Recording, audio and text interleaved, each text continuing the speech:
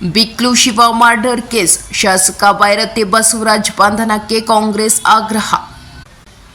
ಹಲಸೂರಿನಲ್ಲಿ ನಡೆದ ಶಿವಕುಮಾರ್ ಅಲಿಯಾಸ್ ಬಿಕ್ಲು ಶಿವು ಹತ್ಯೆಯಲ್ಲಿ 5ನೇ ಆರೋಪಿಯಾಗಿರುವ ಕೆಆರ್ಪುರದ ಶಾಸಕ ಬೈರತಿ ಬಸವರಾಜ್ ಅವರನ್ನು ಕೂಡಲೇ ಬಂಧಿಸುವಂತೆ ಆಗ್ರಹಿಸಿ ಮಾಜಿ ಶಾಸಕಿ ಪೂರ್ಣಿಮಾ ಶ್ರೀನಿವಾಸ್ ಹಾಗೂ ಕೆಪಿಸಿಸಿ ಪ್ರಧಾನ ಕಾರ್ಯದರ್ಶಿ ಡಿಕೆ ಮೋಹನ್ ಬಾಬು ನೇತೃತ್ವದಲ್ಲಿ ಕಾಂಗ್ರೆಸ್ ಮುಖಂಡರು ಕೆಆರ್ಪುರ ಬಿಬಿಎಂಪಿ ಕಚೇರಿ ಮುಂಭಾಗದಲ್ಲಿ ಪ್ರತಿಭಟನೆ ನಡೆಸಿದರು.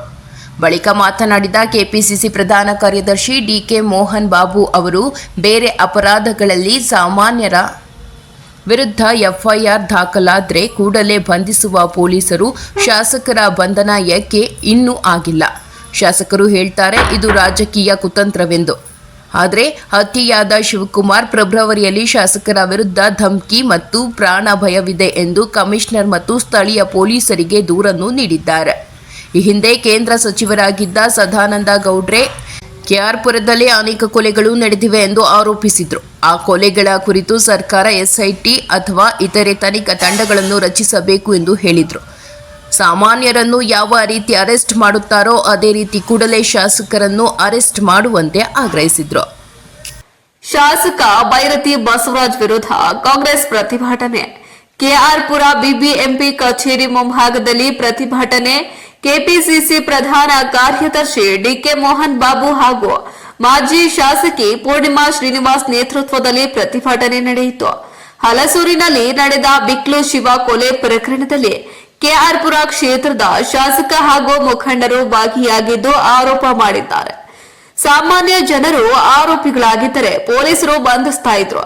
ಕೆಆರ್ಪುರ ಕ್ಷೇತ್ರದ ಶಾಸಕ ಬೈರತಿ ಬಸವರಾಜ್ ಎಫ್ಐ ಆರೋಪಿಯಾಗಿದ್ದು ಅವರ ಪ್ರಭಾವ ಇರೋದ್ರಿಂದ ಬಂಧನವಾಗಿಲ್ಲ ಎಂದು ಡಿಕೆ ಮೋಹನ್ ಬಾಬು ಆಕ್ರೋಶ ವ್ಯಕ್ತಪಡಿಸಿದ್ದಾರೆ. ಕೂಡಲೇ ಶಾಸಕರನ್ನ ಬಂಧಿಸುವಂತೆ ಆಗ್ರಹ.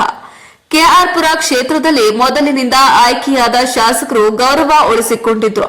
ಆದರೆ ಈಗಿರುವ ಶಾಸಕ ಬೈರತಿ ಬಸವರಾಜ್ ರೌಡಿ ಶಾಸಕ ಹಾಗೂ ಕೊಲೆಗಡುಕರು ಆಯ್ಕೆಯಾಗಿರೋದು ದುರದೃಷ್ಟಕರ ಎಂದು ಪೂರ್ಣಿಮಾ ಶ್ರೀನಿವಾಸ್ ಆಕ್ರೋಶ ವ್ಯಕ್ತಪಡಿಸಿದ್ರು. ಕೆಆರ್ಪುರಂ ಕ್ಷೇತ್ರದಲ್ಲಿ ಪಕ್ಕದ ಕ್ಷೇತ್ರದಲ್ಲಿ ಆಗಿರ್ತಕ್ಕಂಥದ್ದು ಮರ್ಡರು. ಆದರೂ ಇದರಲ್ಲಿ ಕೊಲೆಯಲ್ಲಿ ಕೆಆರ್ಪುರಂ ಕ್ಷೇತ್ರದಲ್ಲಿ ಇರುವಂಥವರೆಲ್ಲ ಇನ್ವಾಲ್ವ್ ಆಗಿರ್ತಕ್ಕಂಥದ್ದು. ಅದರಲ್ಲೂ A1, A2, A3, A4, A5 ಬಂದ್ಬಿಟ್ಟು ಬೈರತಿ ಬಸವರಾಜು MLA ಅವರು, ಈ ಕ್ಷೇತ್ರದ MLA ಅವರು ಇವತ್ತಿನ ದಿವಸ ಒಬ್ಬ ಆರೋಪಿಯಾಗಿ ಇವತ್ತು A5 ಆಗಿದ್ದಾರೆ. ಬೇರೆ ಕೇಸ್ಗಳಲ್ಲಿ ಯಾರಾದರೂ ಈ ಥರ ಕಂಪ್ಲೇಂಟ್ ರಿಜಿಸ್ಟರ್ ಆಗಿದ್ದರೆ ಅವ್ರನ್ನ ಇಮಿಡಿಯೇಟಾಗಿ ಅರೆಸ್ಟ್ ಮಾಡೋರು. ಆದರೆ ಈ ಕೇಸಲ್ಲಿ ಅವರ ಪ್ರಭಾವ ಇರೋದ್ರಿಂದ ಅವ್ರನ್ನ ಇದುವರೆಗೂ ಅರೆಸ್ಟು ಮಾಡಿಲ್ಲ. ಆಮೇಲೆ ಇದು ಅವರೇನೋ ಹೇಳ್ತಾ ಇದ್ದಾರೆ, ಇದು ರಾಜಕೀಯದ ಕುಮ್ಮಕ್ಕಿಂತ ಇವತ್ತು ನನ್ನ ಮೇಲೆ ಆರೋಪ ಮಾಡಿದ್ದಾರೆ ಅಂಥೇಳಿ ಒಂದು ಹೇಳಿಕೆಯನ್ನು ಕೊಡ್ತಾ ಇದ್ದಾರೆ. ಆದರೆ ಫೆಬ್ರವರಿ ತಿಂಗಳಲ್ಲೇ ಯಾರು ಇವತ್ತು ಕೊಲೆ ಆಗಿದ್ದಾನೆ ವ್ಯಕ್ತಿ, ಆ ಫೆಬ್ರವರಿ ತಿಂಗಳಲ್ಲೇ ನನಗೆ ಇವರ ಮೇಲೆಯಿಂದ ಧಮಕಿ ಇದೆ, ನನ್ನ ಪ್ರಾಣಕ್ಕೆ ಅಪಾಯ ಇದೆ ಅಂಥೇಳಿ ಈಗಾಗಲೇ ಅವರು ಪೊಲೀಸ್ ಕಂಪ್ಲೇಂಟನ್ನು ರಿಜಿಸ್ಟರ್ ಕೂಡ ಮಾಡಿದ್ದಾರೆ. ಆದರೆ ಕಮಿಷನರ್ಗೂ ಲೆಟರ್ ಕೊಟ್ಟಿದ್ದಾರೆ. ಆದರೆ ಇವ್ರ ಪ್ರಭಾವ ಎಷ್ಟಿತ್ತು ಅಂತ ಹೇಳಿದ್ರೆ ಅವ್ರ ಮೇಲೆ FIRನ ರಿಜಿಸ್ಟ್ರೇ ಮಾಡಿಲ್ಲ. ಇದು ಒಂದು ಸ್ಯಾಂಪಲ್ ಕೇಸ್ ಆಗಿರ್ತಕ್ಕಂಥದ್ದು. ಇದು ಅವರಿದ್ದಂಥ ಸಂದರ್ಭದಲ್ಲಿ ಹಿಂದೆ ಸುಮಾರು ಸದಾನಂದ ಗೌಡರು ಯಾರು ಇಲ್ಲಿ ಕೇಂದ್ರ ಮಂತ್ರಿಗಳಾಗಿದ್ದಂಥವರು, ಇಲ್ಲಿ ಲೋಕಸಭಾ ಅಭ್ಯರ್ಥಿ ಆಗಿದ್ದಂಥವರೇ ಒಂದು ಸತಿ ಆರೋಪವನ್ನು ಮಾಡಿದರು. 100ಕ್ಕೂ ಹೆಚ್ಚು ಕೊಲೆಗಳು ಕೆಆರ್ಪುರಂ ಕ್ಷೇತ್ರದಲ್ಲಿ ಆಗಿದೆ, ಇಲ್ಲಿ ಹೆಚ್ಚು ರೌಡಿಸಮ್ ಇದೆ ಅಂತ ಹೇಳಿ ಒಬ್ಬ ಕೇಂದ್ರ ಸಚಿವರೇ ಆರೋಪ ಮಾಡಿರ್ತಕ್ಕಂಥದ್ದು ಇತಿಹಾಸದಲ್ಲಿ ಇದೆ. ಆದರೂ ಇವರ ಒಂದು ರಾಜಕೀಯದ ಒಂದು ಅಧಿಕಾರದ ಪ್ರಭಾವವನ್ನು ಬೀರಿ ಇದುವರೆಗೂ ಅವರು ಯಾರ ಕೇಸನ್ನು ಹಾಕೋದಕ್ಕೆ ಬಿಟ್ಟಿಲ್ಲ. ಆಮೇಲೆ ಯಾರ್ಯಾರು ರೌಡಿಗಳಿದ್ರು ಈ ಕ್ಷೇತ್ರದಲ್ಲಿ ಆ ರೌಡಿ ಲಿಸ್ಟ್ನ ತೆಗೆದಾಕುವಂಥ ಕೆಲಸವನ್ನು ಕೂಡ ಇವತ್ತು ದಿವಸ ಮಾಡಿದ್ದಾರೆ. ನಮ್ಮ ಒತ್ತಾಯ ಏನು ಅಂತ ಹೇಳಿದ್ರೆ, ಸಾಮಾನ್ಯದ ಪ್ರಜೆಗೆ ಹೇಗೆ ನೀವು ಅರೆಸ್ಟ್ ಮಾಡ್ತೀರಾ ಆ ರೀತಿಯಲ್ಲಿ ಈತನ್ನು ಅರೆಸ್ಟ್ ಮಾಡಬೇಕು. ಆಮೇಲೆ ಹಿಂದೆ ನಡೆದಿರ್ತಕ್ಕಂಥ ಕೊಲೆಗಳನ್ನ ಮತ್ತೆ ಒಂದು SIT ಏನೋ ಒಂದು ಕಮಿಟಿ, ಇದು ಒಂದು CODಗೋ ಯಾರಿಗೋ ಒಂದು ಕೊಟ್ಟು ತನಿಖೆಯನ್ನು ಮಾಡಬೇಕು. ಆಗ ಮಾತ್ರ ಗೊತ್ತಾಗ್ತದೆ. ಈಗಾಗಲೇ ಒಬ್ಬ ಲೇಡಿ ಬಿ ನಾರಾಯಣಪುರದಲ್ಲೂ ಒಂದು 2 ಮರ್ಡರ್ಗಳಾಗಿದೆ. ಅದರಲ್ಲಿ ಆರೋಪ ಮಾಡಿದರೂ ಸಹಿತ ಅವ್ರ ಮೇಲೆ FIR ಹಾಕೋದಕ್ಕೆ ಬಿಟ್ಟಿಲ್ಲ ಈತನ ಅಧಿಕಾರಾವಧಿಯಲ್ಲಿ. ಅದು ಇವತ್ತಿನ ದಿವಸ ಹೈಕೋರ್ಟಲ್ಲೂ ಇದೆ. ಅದನ್ನು ಕೂಡ ಇವತ್ತಿನ ದಿವಸ ಇವರು ತನಿಖೆ ಮಾಡಬೇಕು.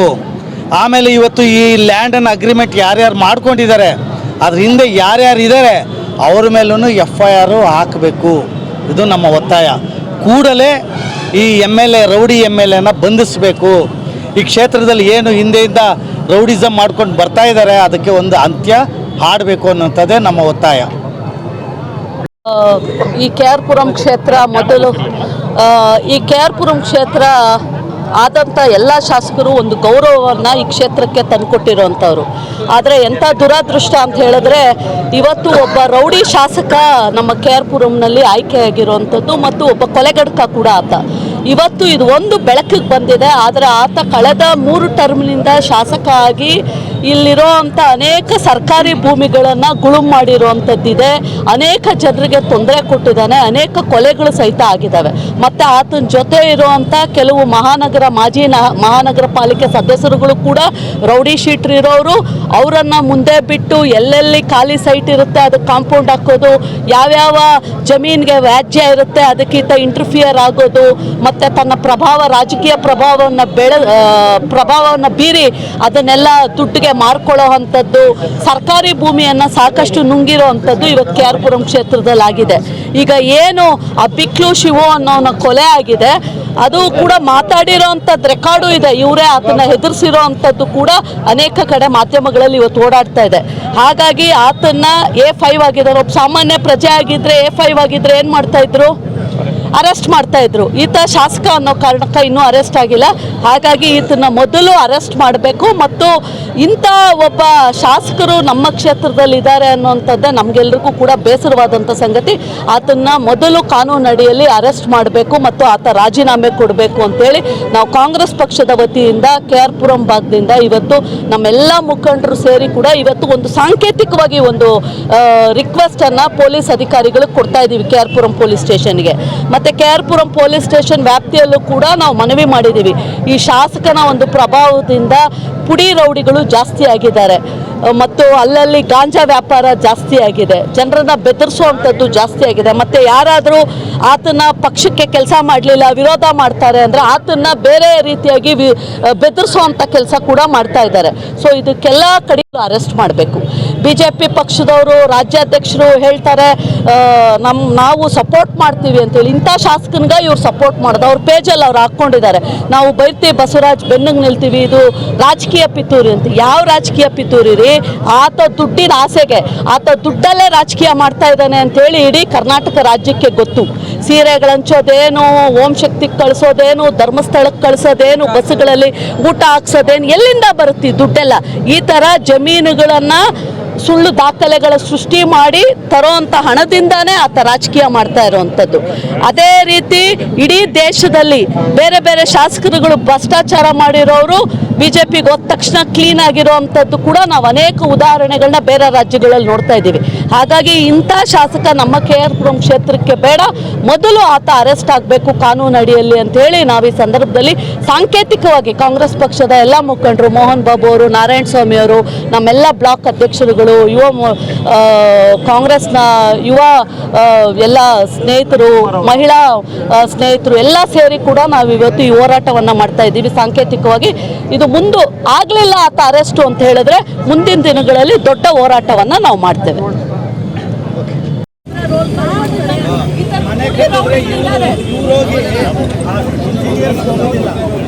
ಸ್ವಲ್ಪ ಇಲ್ಲಿಕ್ಕಾಗಿ ಓಟನೇ ಬರ್ತಾ ಇಲ್ಲ, ಇಲ್ಲಿಕ್ಕಾಗಿ ಸ್ವಲ್ಪ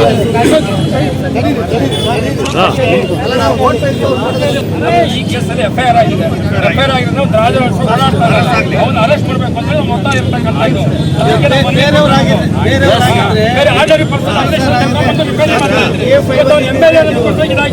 ಇವ್ರು ಹೇಳಿದಾಗ ಇದು ಮೊದಲ ಸ್ಯಾಂಪಲ್ ಕೇಸ್ ಅಷ್ಟೇ, ಇಂಥದ್ದು 100 ಕೇಸ್ ಇದೆ ಅವನ ಮೇಲೆ. ಆದ್ರೆ ನಮ್ಮ ಒತ್ತಾಯ ಅಂತ ಅವ್ನು ಅರೆಸ್ಟ್ ಆಗಬೇಕು. ಅರೆಸ್ಟ್ ಆಗಿಲ್ಲ ಅಂದ್ರೆ ಇವಾಗ ಸ್ಯಾಂಪಲ್ ಧರಣಿ ಮಾಡ್ತಾ ಇದ್ದೀವಿ. ನಾಳೆ ಇದೆ ಇನ್ನೂ ಜೋರ್ ಮಾಡಬೇಕಾಗ್ತದೆ. ಅರೆಸ್ಟ್ ಮಾಡಿ, ಅರೆಸ್ಟ್ ಮಾಡಿ, ಅರೆಸ್ಟ್ ಮಾಡಿ.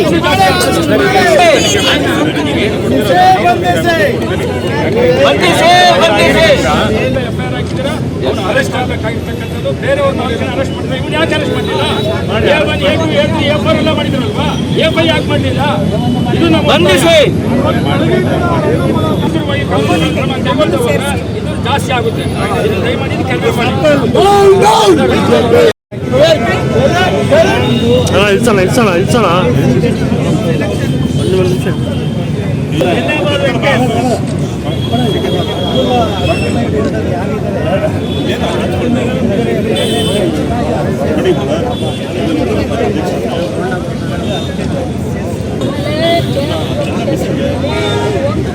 ಬಂದಿದೆ, ಬೆಳಕು ಬಂದಿದೆ. ನಾವು ಪೊಲೀಸ್ ಅಧಿಕಾರಿಗಳು ನ್ಯಾಯವಾಗಿ ಸಾಕಷ್ಟು ಜನ ರೌಡಿಗಳು, ಪುರಾಣಿ ರೌಡಿಗಳು ಸಣ್ಣ ಸೈಟ್ಗಳಿಗೆ ತೊಂದರೆ ಕೊಡೋದು, ಸಾರ್ವಜನಿಕರಿಗೆ ತೊಂದರೆ ಕೊಡೋದು, ಸಣ್ಣ ಪುಟ್ಟ ಫ್ಯಾಮಿಲಿಯಲ್ಲಿ ವ್ಯಾಜ್ಯ ಇದ್ದಾಗ ಇವರು ಇಂಟರ್ಫಿಯರಾಗಿ ಸೆಟ್ಲ್ಮೆಂಟ್ ಮಾಡ್ತೀವಿ ಅನ್ನುವಂಥದ್ದು. ನಾವು ದಯವಿಟ್ಟು ಇಂಥವ್ರನ್ನ ಹುಡುಕಿ ಬಂದಿಸ್ಬೇಕು. ಈ ರೌಡಿಗಳಿದ್ದಾರೆ, ಮನೆ ಕಟ್ಟಿದಾಗ ವಸೂಲಿಗೆ ಹೋಗುವಂಥದ್ದು. ಮತ್ತೆ ಇವತ್ತು ಡ್ರಗ್ಸ್ ಜಾಸ್ತಿ ಆಗಿದೆ ನಮ್ಮ KR ಪುರಂ ಕ್ಷೇತ್ರದಲ್ಲಿ. ಎಲ್ಲದಕ್ಕೂ ರೈಲ್ವೆ